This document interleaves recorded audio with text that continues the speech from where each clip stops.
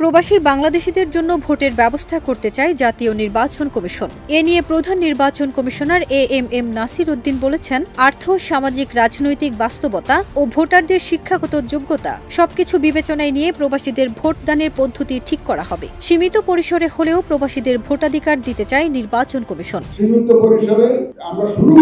29 April নির্বাচন ভবনের auditorium প্রবাসী বাংলাদেশিদের ভোটাধিকার বিষয়ে এক সেমিনার শুরুতে সিএসি এসব কথা বলেন।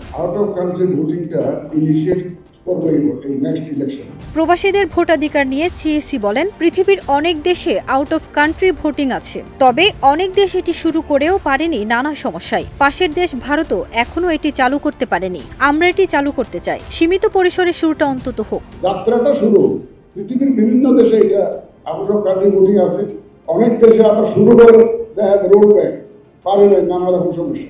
ইভেন আমাদের পাশের দেশ ইন্ডিয়া নাসির উদ্দিন বলেন, আগামী নির্বাচনে প্রবাসীদের ভোটাধিকার নিশ্চিত করা আমাদের ওয়াদা। সবার দাবিও এটা আমাদের কাছে।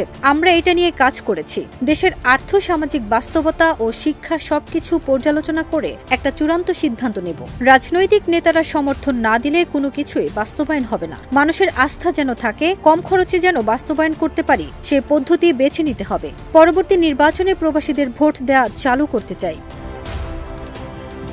নির্বাচন কমিশনের সিনিয়র সচিব আখতার আহমেদ বলেন, প্রবাসীরা ভোট দিতে না পারলে ভোটের কাস্ট হারে প্রভাব পড়ে। সুষ্ঠু ও গ্রহণযোগ্য নির্বাচন আয়োজনে দৃঢ় প্রতিজ্ঞাবদ্ধ নির্বাচন কমিশন। আমরা উৎসব মুখর পরিবেশে ভোট চাই। এই উৎসবে প্রবাসীদের অন্তর্ভুক্ত করতে চাই।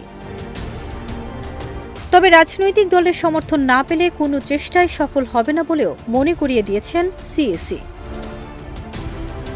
ফারজানা নিকিতা, দেশ রূপান্তর।